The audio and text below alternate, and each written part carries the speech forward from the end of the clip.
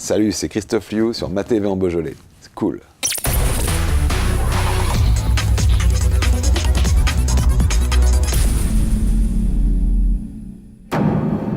Il y a des choses que je ne dis à personne.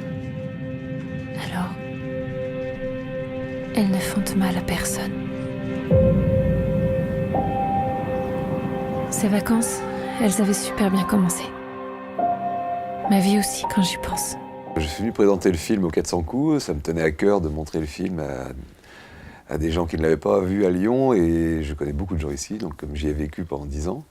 Et ça me faisait vraiment plaisir d'être là pour en parler, leur montrer et en parler avec eux. Le film est sorti le 27 juillet, il a eu sa petite vie en France, un petit peu compliqué, mais ça s'est plutôt pas trop mal passé. Et maintenant, il a une bonne vie en festival international.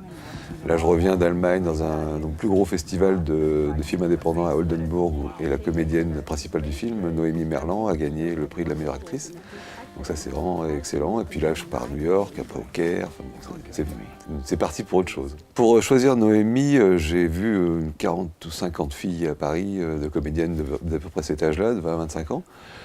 Et puis, ça s'est arrêté sur elle. C'était comme on dit dans les belles histoires, une évidence.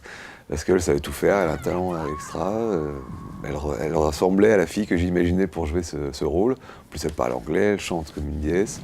Je sais qu'il y a un film qui sort qui s'appelle Le ciel attendra, qui doit sortir début octobre, je crois, où elle a un des premiers rôles, et qui est très intéressant. Et puis elle a tourné aussi dans le prochain film de Mélanie Laurent. La musique du film a été composée par Éric Neveu, qui est un compositeur d'abord de talent, et puis que je connaissais, qui m'a filé un coup de main en travaillant sur le film. Et ouais, c'est quelqu'un qui travaille avec Chéreau, Bouchareb, enfin plein de gens, Nicole Garcia. Et voilà, moi j'ai voulu que cette histoire soit accompagnée avec pas mal de musique, toutes un peu différentes les unes des autres. Mais en tout cas, ouais, c'est un voyage, donc il y avait besoin de musique. Et puis pour moi, même dans le film, dans l'histoire, la fille est un petit peu sauvée, un peu grâce à la musique aussi. Faire ce film, c'est un peu revenir à mes premières amours, comme on dit. C'est-à-dire qu'avant de monter la production de Bonne Pioche, je réalisais. Donc, voilà. Puis au bout de 25 ans de production, j'avais envie de revenir à des choses qui me tenaient vraiment à cœur. Puis j'avais 2-3 trucs à raconter, des choses à dire. Puis j'adore finalement faire ça. Donc travailler avec les acteurs, raconter des histoires, travailler avec un musicien, voilà, d'être un peu plus au contact avec les films. Voilà. Donc c'est pas du tout une fin, c'est un début vers une nouvelle vie. On n'en a qu'une, donc autant la remplir.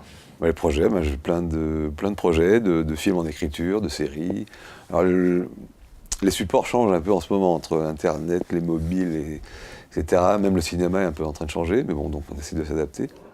Quelques souvenirs donc, de Villefranche, j'en ai plein, parce que j'ai passé toute mon adolescence ici, de 10 ans jusqu'au bac, à Mongré. Donc évidemment, toutes les images de Mongré sont encore là. J'étais au club d'athlétisme aussi, où on a fait pas mal de choses ensemble. Et puis la chose la plus marquante, c'est d'avoir créé la radio avec mes amis d'H2 Ondes en 82. C'était une belle aventure qui m'a amené d'ailleurs jusqu'à le fait de réaliser des films et de produire des films.